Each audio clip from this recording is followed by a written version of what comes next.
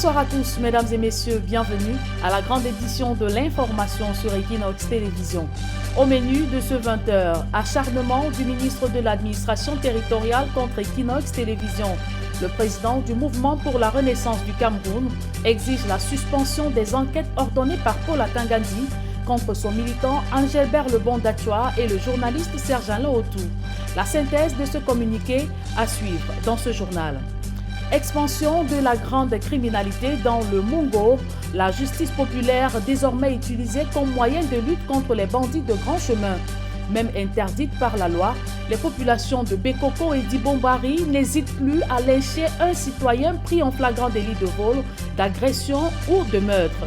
Comment en est-on arrivé là, malgré la présence des forces de maintien de l'ordre chargées d'assurer la sécurité des personnes et des biens? On en parle dans le 20h.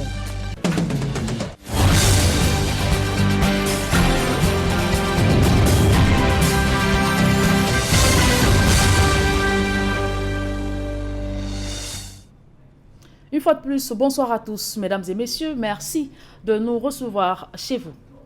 Une descente des agents Eneo à Kwekon a failli dégénérer avec les occupants des logements sociaux.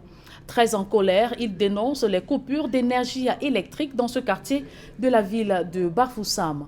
On voit tout cela dans ce reportage de Vivien Tonfac et Robert Kenyé. Vive tension entre les occupants des logements sociaux de Kwekon à Bafoussam et les responsables d'Eneo.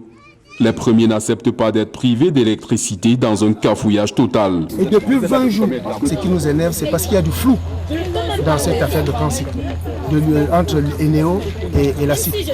Parce que depuis que nous sommes entrés, nous avons déjà eu 2 ou 3 descentes sur le terrain de l'Eneo qui n'arrivent pas à résoudre le problème jusqu'à ce jour.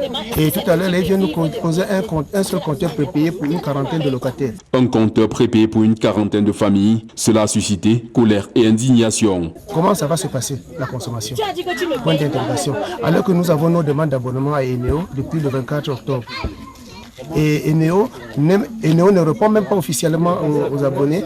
Régulièrement confrontés à des coupures d'électricité, les occupants des logements sociaux de Kwekon souhaitent une rencontre entre les différentes parties pour mettre fin à leur misère. Il faut que la SIC voie avec le Mindu et Eneo. Parce que le Mindu, c'est l'État. La SIC, c'est une entreprise du Mindu. Il faut que la SIC voit comment résoudre ce problème avec Eneo et le Mindu. Parce que c'est une solution tripartite qui doit s'asseoir autour d'une table. Depuis que la demande est là, on n'a pas de solution jusqu'à ce jour. Le responsable d'Eneo rencontré sur le terrain n'a pas souhaité s'exprimer sur la raison de ces coupures et du refus d'accéder aux demandes d'abonnement formulées par ces Camerounais. Cap à présent sur le nord-ouest Cameroun où le lycée de Bamenda-Nkwen a été le théâtre d'une bagarre générale entre élèves et agents de sécurité. Des scènes d'une violence inouïe ont débouché au saccage des bureaux au grand désarroi du préfet de la Mézam. D'autres précisions dans ce reportage de Kemazou Matilda et Jean-Paul Mboyo. Les documents administratifs du lycée technique de Nkwen, saccagés dans le campus par les élèves de cet établissement scolaire de Bamenda 3, suite aux échauffourées opposant ceux-ci aux agents de sécurité. Une scène d'une grave violence qui a poussé l'administration du lycée à appeler au calme, demandant aux élèves de retourner à la maison. Une prise de position qui va dans le sillage du numéro 1 de ce département. Dans un communiqué de presse, le préfet du département de la Mézam, Simon-Émile Mo, rassure qu'aucun mort ni blessé n'a été enregistré à la suite de cet incident malheureux, contrairement au tollé des réseaux sociaux. Selon le préfet, les premières investigations établissent que l'élève Ngong Divine, élève inscrit en filière bâtiment BC4, est arrivé dans l'enceinte du lycée technique le 17 novembre 2022 à 8 heures et visiblement drogué. Il est devenu très agressif et s'est brouillé avec son surveillant général, d'où l'intervention musclée des agents de sécurité, une situation qui a jeté de l'huile au feu. Dans le même communiqué, le préfet indique que l'élève Ngong Divine est revenu à la raison et s'est excusé auprès de l'administration de son établissement. Les mesures conservatoires ont été prises à l'endroit des agents de sécurité. L'école étant un milieu qui se veut disciplinaire et éducatif, le préfet en appelle à la communauté éducative de bien vouloir apaiser les tensions pour une reprise sereine des cours. Nous vous le disions en titre, insécurité dans le Vouri et Mungo, les localités de Bekoko et d'Ibombari dans une panique générale. Face à la recrudescence des agressions, vols et meurtres, les populations recourent à la justice populaire pour éliminer leurs bourreaux. D'autres précisions dans ce reportage de Branly Mambou, Ulrich Gonomala. Fin de course pour des présumés agresseurs dans la localité de Bekoko. Sur ces images amateurs, une masse populaire règle les comptes d'un délinquant. Plus tôt dans la nuit, le même scénario s'est produit. Le corps d'un agresseur a été consumé par les flammes. À quelques kilomètres de là, la localité de Boadibo est terrorisée par d'autres gangs. Il y a un groupe de délinquants du quartier Boadibo, Bekoko, qui à la sortie de chaque classe, à la sortie des classes, viennent se positionner à l'entrée de notre collège pour pouvoir, entre guillemets, taxer, menacer, agresser nos élèves qui sortent des classes pour la maison. Menaces dans les écoles, agressions et vols de moto, quelques individus ont été interpellés par les éléments de la brigade de Bouelelo. Accusés d'être à l'origine de l'insécurité dans cette localité, ils nient les faits. Chaque jour, moi, même pour taxer les élèves, moi, je taxe pas les élèves. Tu es partout. C'est pas, il n'a rien fait, même le guide de quelqu'un n'est pas touché. C'est pour ça qu'on nous arrête là-bas à la barrière, on commence à dire que nous sommes les voleurs de moto. Moi, je n'ai jamais touché même le guide de quelqu'un, même rien que les bras tirés, ça n'a jamais passé sur ma main.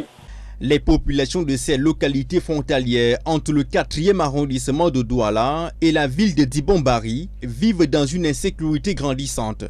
Chaque mois ou semaine, des corps sans vie sont retrouvés dans les broussailles. Equinox Télévision, le mouvement pour la renaissance du Cameroun dénonce la violation des droits et libertés au Cameroun.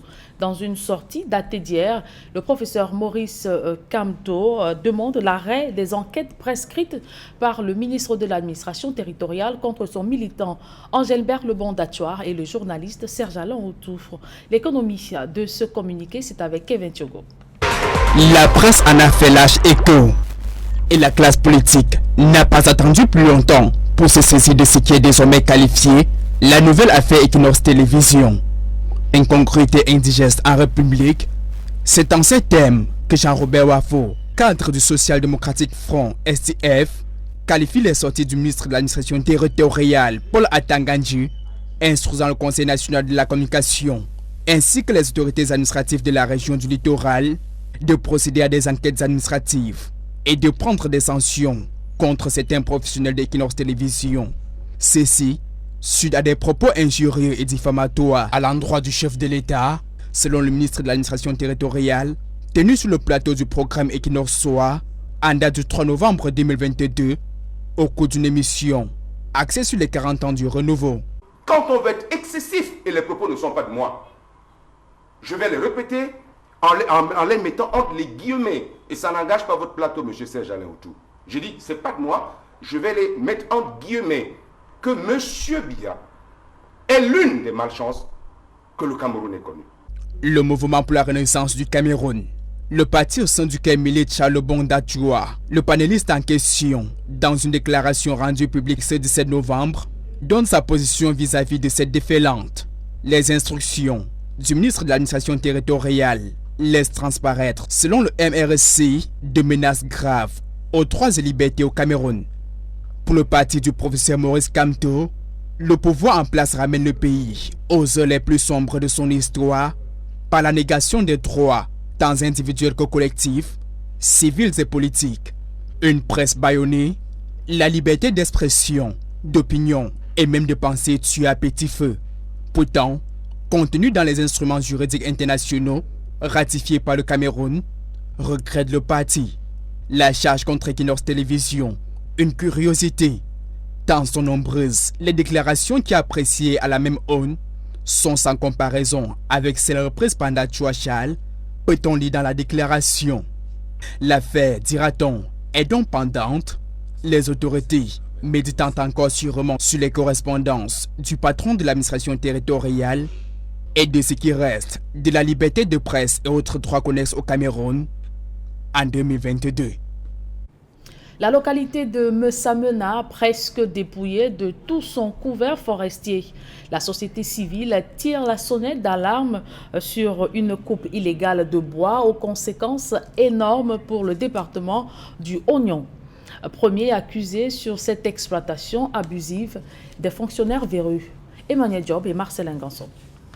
Du bois coupé illégalement, parqué dans la cour du poste de contrôle forestier et de chasse de Messamena. C'est la face visible de l'illégalité qui dicte sa loi dans l'exploitation forestière qui a cours dans cet arrondissement du département du Oignon. Les exploitants sillonnent de part et d'autre, entrent en forêt, coupent du bois et s'en vont sans rien laisser aux populations et à la commune aussi. Et aussi avec le laxisme des autorités administratives, il faut le reconnaître, et des forces de maintien de l'ordre qui sont au courant de ça mais ne nous aident pas à lutter contre ce fléau. Des faits corroborés par le maire de Messamena qui assistait impuissant au pillage de l'une, sinon la principale richesse de sa commune. Ça ne va vraiment pas parce que nous ne savons plus quelle est l'exploitation qui est dans la légalité. Il y a des dizaines et des dizaines de camions qui entrent par jour et qui ressortent dans la nuit, qui passent seulement dans la nuit à partir de 22 heures. Le massif forestier de Messamena est abusivement exploité.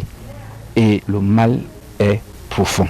L'heure est d'autant plus grave qu'en 20 ans, l'arrondissement de Messamena et par ricochet le département du Oignon ont perdu une bonne partie de leur massif forestier. Entre 2001 et 2021, la région de l'Est a enregistré une perte du couvert arboré qui va de 366 000 hectares. Au niveau du département, la Oignon, 118 000 hectares. Et précisément, à Messamena, nous avons enregistré 12 800 hectares de pertes en termes du couvert arboré. Devant la gravité de la situation, des acteurs étatiques et de la société civile réfléchissent ici sur la meilleure approche susceptible d'améliorer la transparence et la gouvernance dans les opérations forestières à Messamena. Notamment la mise en place d'une plateforme de dénonciation, ensuite l'accompagnement des communautés et de la commune dans leurs initiatives de gestion durable des ressources forestières.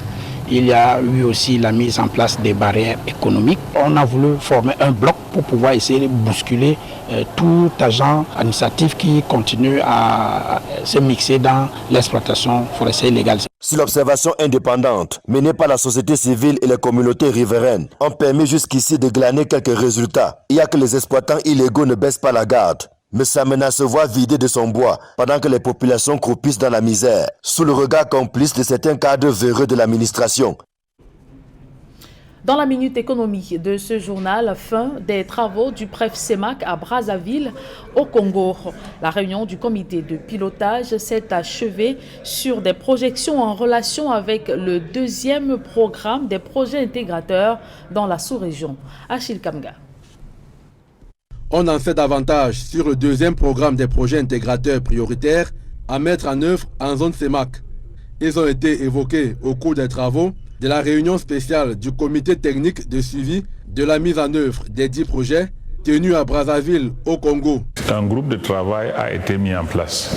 Ce groupe de travail a pour but, 1, de prioriser les projets.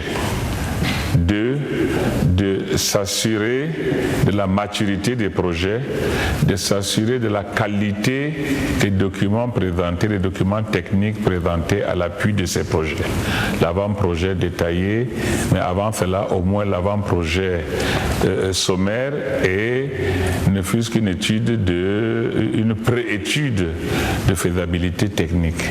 De manière générale, ces projets sont répartis en 3 axes, à savoir le développement des infrastructures physiques pour faciliter le transport et les échanges, le renforcement de la production de l'énergie et la promotion d'un marché unique. Et on pense que d'ici novembre, il y aura donc sous les auspices du président dédié, son Excellence le président Sassou Nguesso, une autre table ronde où on pourrait donc apporter des projets sérieusement constitués et des projets qui sont bancables.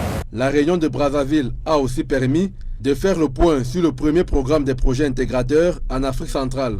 Lors de la première phase, nous avons identifié 11 projets intégrateurs. Et le bilan que l'on fait aujourd'hui, c'est que sur les 11 projets, il y a 70% déjà qui sont en phase de démarrage. Il en reste 4 et pour lesquels donc des orientations ont été données pour que ces projets soient achevés. Le comité technique de pilotage du PREF-CEMAC est convaincu de ce que tous ces projets apporteront une réponse adaptée aux besoins du développement durable, de la croissance, de l'intégration et aux attentes des usagers en anticipant sur les besoins futurs en infrastructure et en développement humain. Vous ne le savez peut-être pas, près de 1000 enfants au Cameroun sont déclarés diabétiques chaque année. Face à ces chiffres inquiétants, seul un diagnostic précoce peut épargner le sujet des risques de contamination, recommandent les spécialistes de la santé en ce mois consacré à la lutte contre cette maladie. Nadine Nyambour, Claude Quoi. En dehors du diabète de type 2, largement répandu et fréquemment rencontré chez l'adulte, le diabète dit de type 1 frappe de plus en plus les jeunes de moins de 25 ans et les enfants au Cameroun. L'enfant fait beaucoup pipi, c'est un enfant qui en même temps, s'il va arrêter donc de faire pipi au lit, va recommencer à faire pipi au lit, donc c'est un signe d'alerte, et qui en même temps aussi va être fatigué, ne va pas beaucoup manger, et qui peut même avoir à ce moment-là des douleurs abdominales si on est dans une forme qui est plutôt déjà avancée donc dans ce type de diabète. Le diabète chez l'enfant est dû à l'absence ou à l'arrêt de la production de l'insuline par le pancréas. Maladie auto-immune, elle est favorisée selon les médecins par des prédispositions génétiques. Chez ces enfants-là, quand on dose les anticorps, on les retrouve, qui montrent donc qu'il y a une certaine auto-immunité qui se retrouve donc chez ces enfants, c'est-à-dire qu'il y a les anticorps qui sont dirigés contre l'organe qui sécrète l'insuline chez l'enfant. Dans le suivi du diabète de type 1, la prise de l'insuline est recommandée à vie, en plus d'un régime alimentaire strict afin de limiter les risques. Et cet organe-là, puisque les cellules sont détruites, qu'elles ne fabriquent plus, et qu'on n'a pas d'autre moyen de pouvoir donc fournir l'insuline à ces enfants-là, et bien dans ce cas-là, il faut pouvoir apporter l'insuline de manière extérieure. C'est pour ça que ces personnes-là vont être amenées à avoir de l'insuline toute leur vie, parce que leur corps a besoin de l'insuline pour gérer le sucre et pour éviter de faire des complications. Maltraité ou diagnostiqué tardivement, le diabète de type 1 entraîne une dégradation progressive de la fonction rénale, des yeux et du cœur. Un enfant qui est très déshydraté peut faire ce qu'on appelle une insuffisance rénale aiguë, donc le rein peut ne pas bien fonctionner, ou même en fait donc il peut avoir donc une infection qui se présente là, qui est associée à ce diabète-là et qui font que l'enfant décompense totalement donc sur sa maladie. Il serait vraiment dommage qu'un enfant à l'âge de 20 et 25 ans commence à présenter donc des troubles donc de la vue qui seraient irréversibles, ou en même temps donc des troubles de la vascularisation des pieds avec le risque de faire ce qu'on appelle un pied diabétique, des plaies et des risques d'amputation qui peuvent arriver beaucoup plus tard. D'après des chiffres du ministère de la Santé publique, chaque année au Cameroun, environ 1000 enfants et jeunes adultes âgés entre 0 et 24 ans sont touchés par le diabète de type 1. Equinox Télévision dans la tanière des lions indomptables au Qatar. La chaîne du peuple était à l'hôtel des Lions à Doha quelques heures seulement avant l'arrivée de la délégation officielle du Cameroun en provenance des Émirats Arabes Unis. On voit tout cela dans ce reportage de nos envoyés spéciaux Carlos Minoué et Gladys Sidi. Bienvenue à Doha, ville carrefour du football mondial, on va le dire, pour les 4 prochaines semaines. Et nous nous trouvons actuellement au Banyan Street Hotel. C'est ici que les Lions indomptables du Cameroun, mieux la délégation du Cameroun, va prendre ses quartiers. C'est un hôtel qui a été construit en moins d'1 an, seulement un hôtel 5 étoiles qui répond naturellement aux exigences de la FIFA. C'est donc ici que les 26 qui ont été sélectionnés par Rigobert Song vont déposer leurs valises et naturellement il faudra montrer patte blanche pour pouvoir y franchir. En termes de standing, il faut peut-être vous rappeler que l'équipe du PSG, le Paris Saint-Germain, avec sa constellation de stars, y était au mois de mai dernier dans le cadre du Qatar Tour. Ils faisaient donc leur visite dans ce très beau pays et c'est au Banyan Street Hotel qu'ils ont décidé de poser leurs valises et les Lions Indomptables y seront également dans quelques jours seulement pour cette 22e édition de la Coupe du Monde. Equinox Télévision y est naturellement pour vous permettre de vivre toutes les séquences de cette grand-messe du football en direct du Banyan Street Hotel où vont loger les Lions Indomptables du Cameroun. Nous sommes Eric Florent Ouattat, Gladys CJ, envoyés spéciaux à Doha au Qatar pour Equinox Télévision. Et la communauté camerounaise de Doha, plus que jamais mobilisée à soutenir son équipe nationale dans cette Coupe du Monde. De nombreux fans des Lions Indomptables ont envahi les rues de Doha pour réserver un accueil chaleureux à la délégation camerounaise attendue dans ce pays. D'autres précisions avec nos envoyés spéciaux Carlos Minoué et Aïk Cyril. C'est déjà l'effervescence au Qatar. Les Camerounais qui marchent dans les rues de Doha en perspective de la rencontre Cameroun-Suisse. Ce sera la première rencontre des Lions Indomptables à la Coupe du Monde Qatar 2022. Les Lions Indomptables qui sont attendus à Doha ce samedi 19 novembre 2022. Et les Camerounais, la communauté camerounaise du Qatar qui réserve un accueil des plus chaleureux à Rigobert Song-Bahanac et à ses poulains. Alors dites-nous comment comptez-vous accueillir les Camerounais ce samedi? Oui, merci. Nous comptons accueillir les Camerounais, nous les accueillons déjà. Dès que vous voyez cette parade, elle est conjointe entre la diaspora et une délégation du Cameroun déjà à Doha. Nous sommes venus mettre le show. Nous sommes venus prendre cette coupe. Comme il y a une banderole derrière, vous pouvez la lire déjà. We must take that scoop, comme on peut le dire. Au gradin, nous allons faire mal. La mascotte Marima, que je suis avec tout le reste des mascottes et les supporters, nous avons décidé de faire un show du jamais vu au Cameroun. Est-ce que tous les détails ont été réglés? Est-ce que vous avez les tickets? La mobilisation, vous l'organisez comment pour l'accès au stade? Oui, actuellement, on est à la moitié des Camerounais actuellement ont des tickets, mais l'accès au stade, nous sommes là, nous sommes en train de voir la situation pour pouvoir mobiliser tous les Camerounais de la diaspora pour avoir l'accès d'entrer au stade.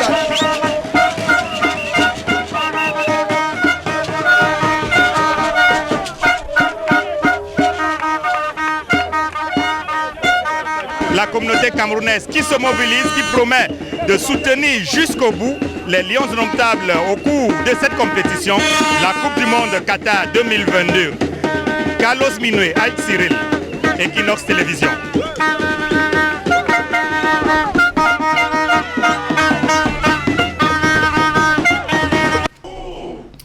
L'urgence d'une humanisation des soins au Cameroun est plus que d'actualité au regard du nombre croissant de personnes séquestrées et des négligences de malades sevrés de prise en charge dans les hôpitaux publics. Le ministre de la Santé publique est en guerre contre ces mauvaises pratiques médicales. Manaouda Malachi a prescrit une humanisation accrue des soins dans ses formations sanitaires. Daniel Warenze 2, Pierre Laverdu en bas. Si les médecins dans nos hôpitaux ne sont bien évidemment pas indifférents à ce que vivent leurs patients, il n'en demeure pas moins qu'ils sont nombreux, bien encore aujourd'hui, qui semblent ne pas voir en les malades qu'ils suivent d'abord la personne humaine. Un Camerounais, que ça peut être vous, ça peut être moi, lorsque nous allions à l'hôpital, qu'on ne soit que stressé par la maladie et peut-être même qu'on nous apporte une assistance de manière à ce qu'on oublie notre maladie. Comment comprendre donc à ce moment le concept porté sur l'humanisation des soins de santé au Cameroun? C'est très simple en réalité. Ça voudrait dire quoi? Ça voudrait dire que lorsque j'arrive dans une formation sanitaire, que je trouve un personnel qui m'accueille, qui prend soin de moi et qui essaie de me faire sourire en réalité pour que je puisse oublier la douleur, le stress et qui s'occupe maintenant de moi. À l'hôpital de district de Lokbaba, morceau choisi. Que les gens se sentent humains, les gens se sentent chez eux, pour un coup qu'ils oublient même pour quelques instants qu'ils sont à l'hôpital, mais qu'ils sont dans un hôtel de soins. Si ici on peut être rassuré, ailleurs, c'est pas encore le cas. Ils sont légion, les cas où les malades, même dans l'indigence, sont traités comme des sous-hommes. Une prise en charge négligée et parfois même séquestrée pour n'avoir pas pu payer pour être soigné. Donc vous devez traiter chaque Camerounais, que ce soit dans vos bureaux, que ce soit à l'hôpital, que ce soit... Vous devez traiter chaque Camerounais comme vous aurez voulu qu'on vous traite. Et vous croyez que si nous, chaque Camerounais, puisse le faire, on aurait une société exemplaire. La question de l'humanisation des soins de santé au Cameroun doit en effet être une réalité, se vivre partout dans nos hôpitaux, car elle se veut être une démarche d'amélioration continue de la qualité de service, des interventions individuelles et ou collectives, puisqu'elle vise tout autant la personne qui requiert des soins et services que les médecins, les professionnels, les employés, les bénévoles et ou les gestionnaires. Fin de cette édition du 20h. Merci de l'avoir suivi, mesdames et messieurs. Ne quittez surtout pas. Retrouvez dans une part poussière de secondes Serge-Alain Autou et ses invités pour la deuxième partie de l'édition spéciale consacrée à la Coupe du Monde Qatar 2022. Bon début de week-end à tous.